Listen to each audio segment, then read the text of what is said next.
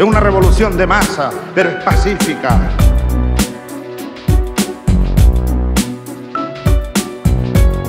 Je vous ai compris.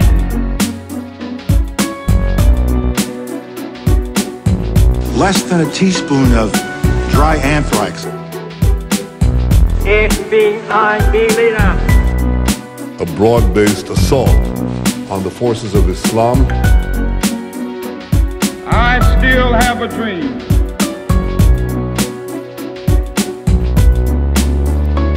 Les origines de la dette remontent aux origines du colonialisme.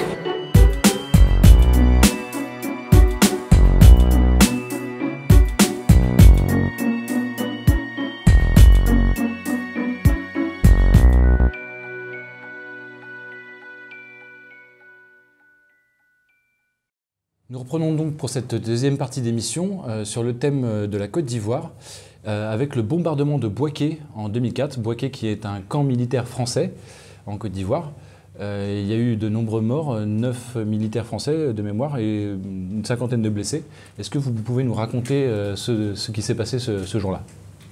Écoutez, les choses sont très simples dès le départ. C'est que le président Gbagbo envisage donc de récupérer le nord. Comme ça a été dit par Bernard tout à l'heure, le pays était divisé en deux. Évidemment, avec cette fameuse zone tampon, ce qu'on appelait la zone de confiance, qui était en fait sous contrôle de l'armée française pour empêcher effectivement des affrontements, disait-on, entre le nord et le sud. Donc, le président Gbagbo, qui est d'un côté pressé d'aller aux élections, par la communauté internationale et tout le monde qui dit qu'il ne veut pas aller aux élections, et la nécessité pour aller aux élections de recouvrer l'intégralité territoriale. Le président Gbagbo décide donc de reprendre la main sur le nord pour pouvoir aller aux élections, et le président Jacques Chirac n'est pas tout à fait d'accord avec cette initiative. Donc, il y a un entretien entre le président Chirac et le président Gbagbo sur la question, qui se termine très très mal, à peu près violemment, parce que pour le président Chirac, le président français, le président Gbagbo ne doit pas mener ce genre d'opération, alors qu'il est en toute légitimité pour le faire sur son pays. Finalement, il y a donc cet incident, 2 jours après le début des offensives militaires de l'armée ivoirienne pour récupérer donc le nord du pays. C'est une offensive qui marchait bien, hein. Il était vraiment en train de reconquérir. Oui, elle a marché très très bien, et j'avais eu, quand je menais l'enquête, une des personnes qui participait au bureau de l'état-major des forces aériennes, qui travaillait pour la préparation de l'offensive, qui disait que l'une des préoccupations centrales du commandant des forces aériennes, c'était de dire qu'il ne faut surtout pas toucher aux Français pendant l'opération, que le but c'est de viser la rébellion, et les objectifs étaient les objectifs militaires de la rébellion. Donc, il n'y avait pas d'ambiguïté au niveau de la préparation et de la mise à exécution de l'opération. Il se trouve tout simplement que les 2 premiers jours, les choses se sont très bien passées. Et puis, comme les avions étaient pilotés par les pilotes biélorusses. Là, vous parlez des 2 avions qui ont bombardé le camp français. Oui, c'est ça. Étaient pilotés donc par les Biélorusses. Et donc dans la soirée du 6, évidemment, le bombardement a lieu contre le camp militaire français. Et très rapidement, sans avoir le temps de saisir le président Gbagbo pour savoir pourquoi le camp militaire français a été bombardé, la ministre de la Défense, Mme Michèle Alliot-Marie, déclare devant la presse que le président Gbagbo porte la responsabilité de ce qui s'est passé là-bas. Bon, une formule apparemment ambiguë, mais suffisamment explicite pour désigner le coupable du bombardement. Donc finalement, je me rends compte, pour résumer les choses très facilement, c'est qu'une fois que les Biélorusses sont revenus, parce que le pilote avait dit plusieurs fois qu'il y avait des gens qui étaient sur les lieux, donc les militaires français, on lui a dit non de bombarder. Bon, ils sont repartis donc dans le hangar, donc l'aéroport militaire à Abidjan, et ils ont été extradés. Exfiltrés vers le Togo. Donc j'ai, pendant mon enquête, un entretien avec le ministre de l'Intérieur du Togo, qui, pendant plusieurs jours, demande parce qu'ils ont interpellé ces gens, et ils se sont rendus compte que leur identité posait problème et les motifs de leur voyage sur le territoire togolais. Et donc le ministre de l'Intérieur a saisi le STIP, donc qui dépend du ministère de l'Intérieur, a saisi la DGSE, le représentant de la DGSE qui était à Lomé, a saisi également le ministère de la Justice et le ministère de la Défense. Et toutes ces institutions ont refusé de faire extrader les Biélorusses en question. Ou même de les interroger sur place. Ils ont été interrogés par la police togolaise, mais les dirigeants français ne voulaient pas s'en occuper.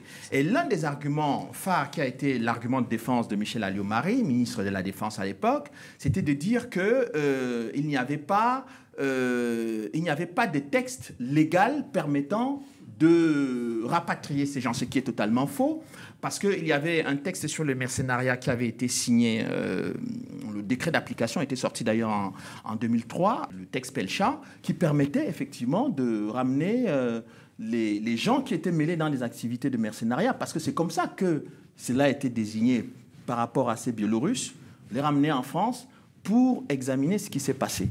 Alors j'ai résumé ce que vous avez dit et je vais rajouter un élément, je pense qu'il est central.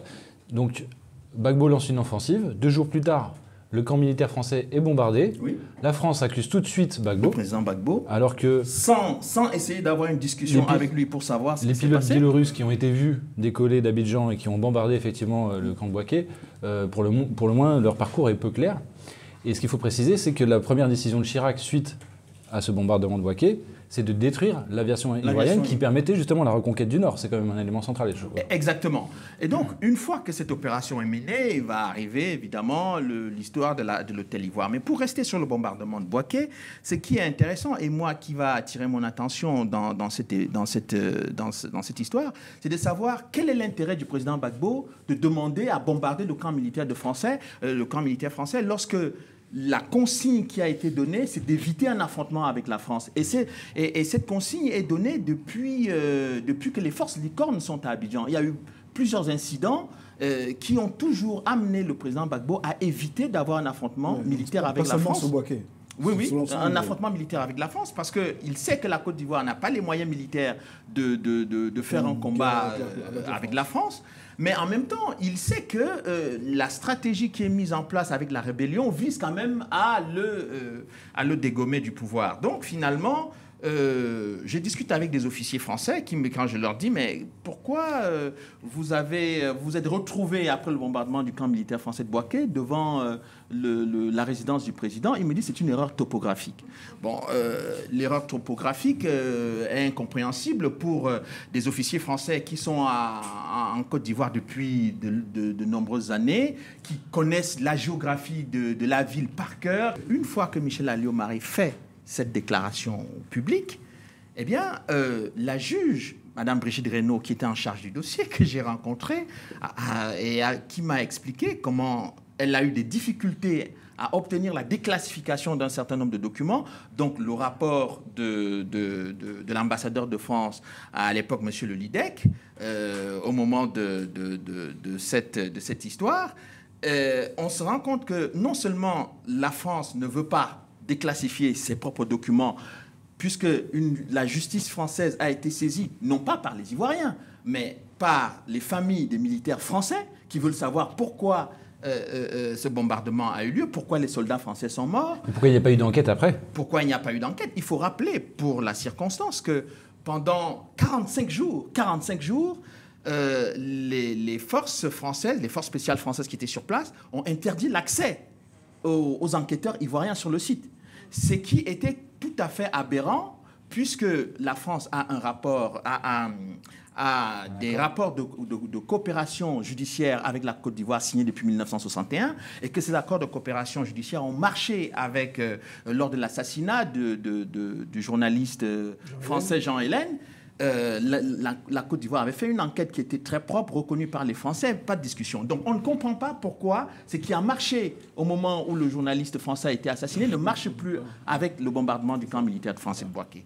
Au total, à l'issue de l'enquête du juge, donc tous ces obstacles sont là, mais quand j'accède à une partie du dossier judiciaire, parce que j'avais discuté avec Maître Balland, et je me rends compte que pas une seule fois, pas une seule fois dans l'audition de Michel Alliot-Marie, elle prononce le nom de Gbagbo. Alors qu'il était établi publiquement, officiellement, que c'était Gbagbo qui était responsable du camp militaire français. Alors je précise que Maître Ballan accuse publiquement Michel Alliot-Marie et d'autres responsables de l'époque d'avoir menti, sous serment quand elle a été interrogée. Absolument. Et d'ailleurs, la Cour de justice de la République a justifié le mensonge de Michel Alliot-Marie, ministre de la République, en disant elle n'a pas menti volontairement, alors que la Cour de justice de la République n'avait pas été saisie. Elle a menti par omission. Elle n'avait pas été saisie pour justifier le mensonge, mais pour savoir si ce qui s'était passé est exact ou pas. Donc, on se retrouve devant une situation où le président Gbagbo est accusé d'avoir bombardé le camp militaire français, les familles des Françaises demandent la vérité sur les morts, et les dirigeants français font tout pour faire obstacle à la découverte de la vérité. Pour abonder dans ce que vous venez de dire, précisons également que Michel Alliot-Marie avait témoigné, donc a été interrogé devant un tribunal militaire qui a été dissolu. Ce tribunal n'existe plus depuis. C'est terrible. Pourquoi? Parce que, en fait, en analysant cette question, je me suis rendu compte d'une chose.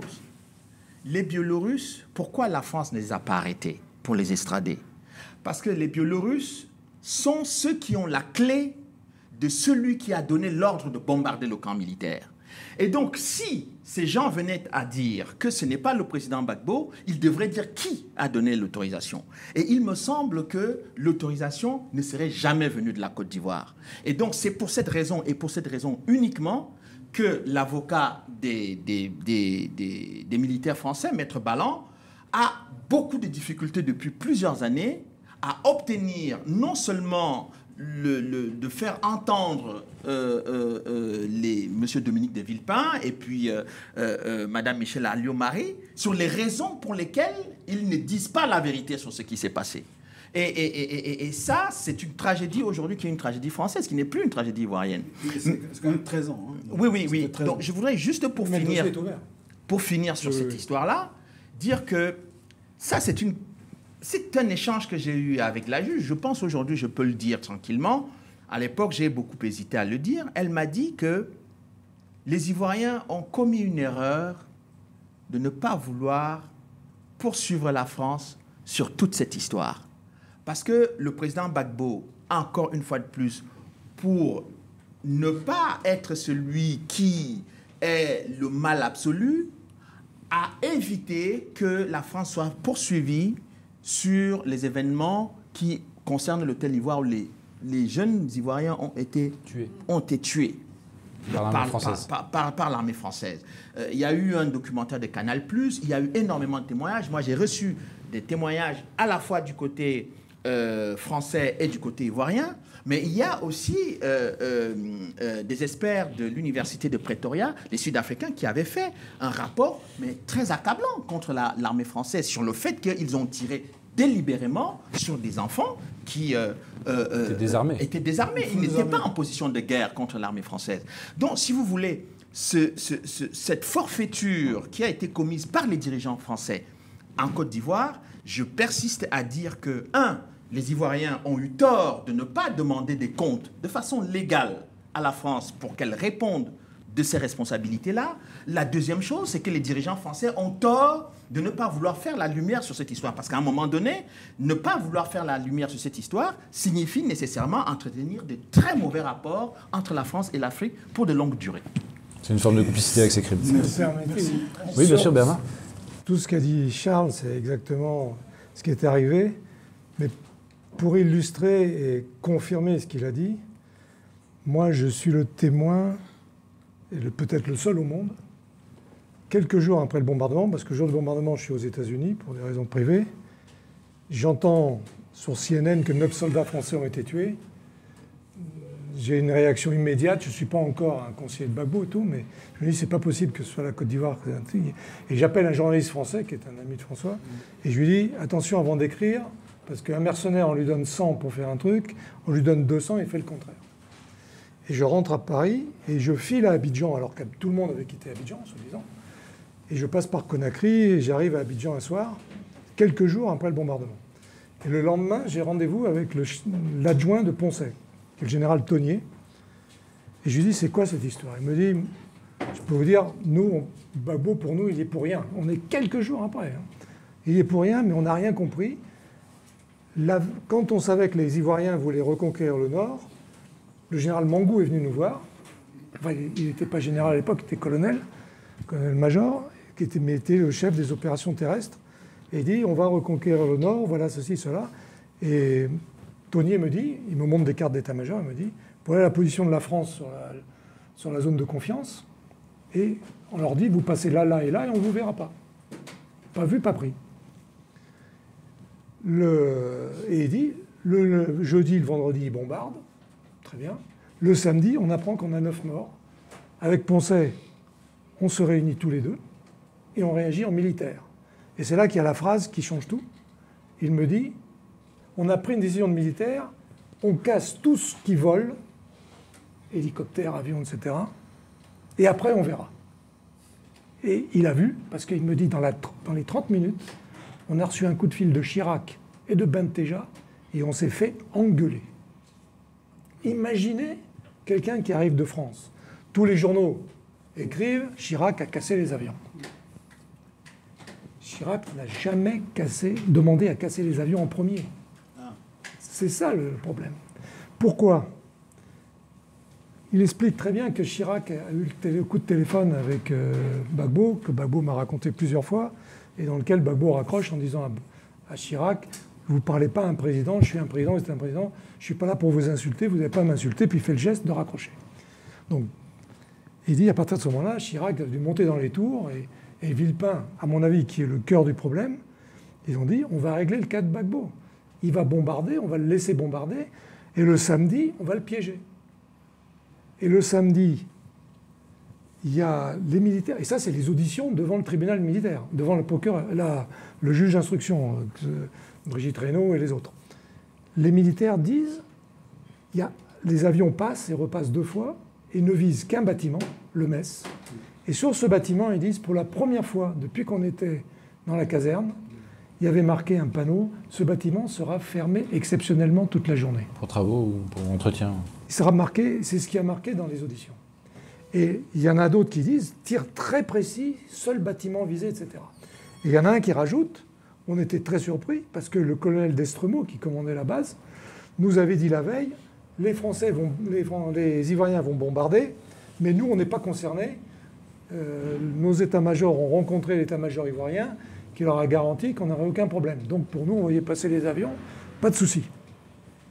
Et ils sont bombardés. Et c'est là qu'il y a eu les morts, parce que les gars, ils se sont abrités derrière la patame qui était à côté, et ils ont tout pris sur la tête. Bon, moi, je ne comprends pas quand le général me dit, les avions, on les a cassés de nous-mêmes. Je dis rien, je rentre chez moi. En 2012, je rencontre pour la première fois Balland. C'est là que je lis les auditions. Et c'est là que je vois cette histoire de bâtiment fermé.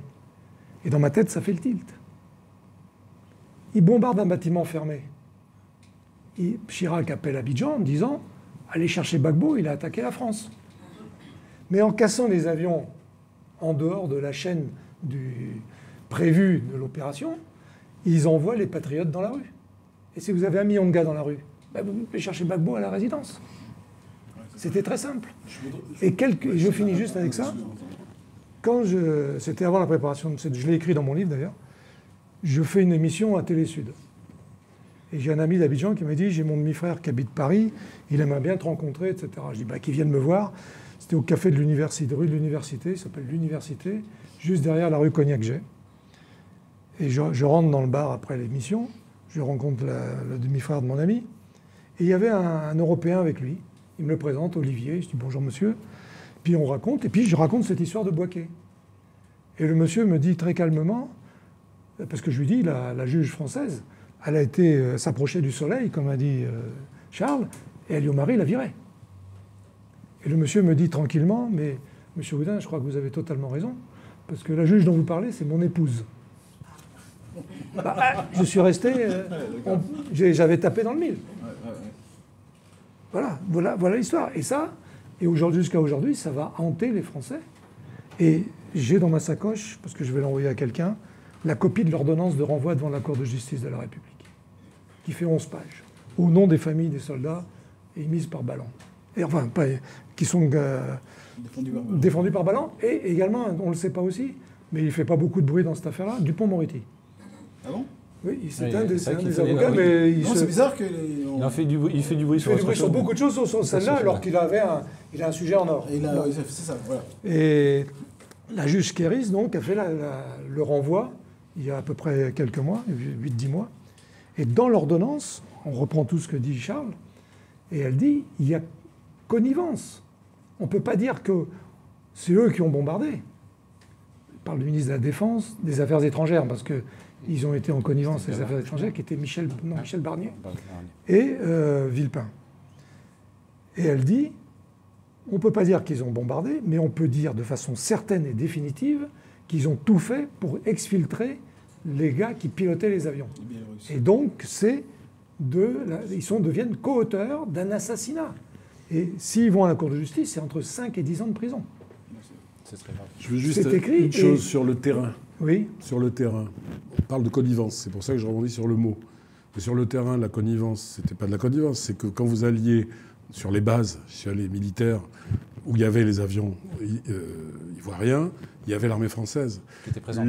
Bien entendu, les pilotes, le personnel biélorusse, les Ivoiriens étaient au contact quotidien, avec des réunions quotidiennes avec l'armée française. Ils étaient écoutés par l'armée française. On savait à quelle heure ils allaient faire pipi, combien de bières ils avaient bu et avec qui ils dormaient. Okay, donc c'est impossible que ça n'ait pas été connu parce que sur le terrain, c'était physique. Ils étaient totalement imbriqués. Totalement imbriqués. Et pour finir, en parlant justement de cette imbrication, il y a deux choses. Il y a les images où on voit les avions qui viennent à Yamoussoukro, parce qu'ils étaient partis de Yamoussoukro. Ils sont filmés en train de descendre des avions. Et il y a un pilote biélorusse qui passe devant un soldat français qui le salue, bien sûr. Sur le tarmac. Mais c'était quotidien. Quotidien. Et il y a eu récemment un film qui a été fait sur ces événements-là, ce qui est passé sur une chaîne de télé, je ne sais plus si c'était M6, Arte. Et la journaliste s'appelait Marina Latsou, a interrogé un officier ivoirien de l'armée de l'air qui était l'interprète parce qu'il avait fait ses études à Moscou. Donc il parlait russe, et il était l'interprète entre l'armée ivoirienne et ces fameux pilotes. Et il explique que les gars, ils ont été pris, embarqués, disparus et tout. Non, ce témoin-là, j'ai eu de longues discussions avec lui. Mais juste... il a, pour corroborer ce que tu dis, c'est que les militaires français étaient venus encercler le hangar. C'est ce qu'il m'avait expliqué. Que juste après le bombardement, les militaires français ont encerclé leur hangar. Et donc, ils ont mis les Biélorusses d'un côté, les Ukrainiens de l'autre. Et les Biélorusses ont été ramenés immédiatement à l'ambassade, au consulat russe, pour partir. Alors que les Ukrainiens qui étaient restés sur place, eux, leur cas était, sauf les pilotes. Mais il semblerait que, et sur la recommandation du Quai d'Orsay, c'est-à-dire c'est le ministère français des Affaires étrangères qui a pris les suspects arrêtés par les militaires français, les a remis au consulat russe pour qu'ils quittent le territoire ivoirien pour rentrer. Mais cet officier, juste pour finir... Il faut vraiment finir. Il faut finir avec cet officier russe. Ça s'est passé il y a quelques mois, cette interview. Le film est passé à la télévision française quelques jours après. Moins d'une semaine après, on a retrouvé l'officier mort. Mort, oui. Juste une chose sur les poursuites qui auraient pu être engagées par la Côte d'Ivoire. Moi, j'en ai parlé avec le président Gbagbo en prison. Et dans son souci, dans un pays qui était déjà coupé en deux, qui était en guerre, qui était divisé, qui avait des interventions extérieures puissantes dans l'ombre, et même son grand souci, c'était le maintien de l'État. Or, un pays coupé en deux, déjà petit, qui n'a aucune audience internationale pour s'attaquer à une action de justice, c'est un point de vue d'une juriste peut-être valable, mais dans la position où il était, c'était pas valable. Ce qui comptait d'abord, c'était le maintien de l'État et sortir de tout ça en position de force, puisque là, à ce moment-là, la France était apparemment en position de faiblesse. Tout à fait. Voilà. On va clore sur Bouaké parce que... On va clore sur Bouaké. Bon.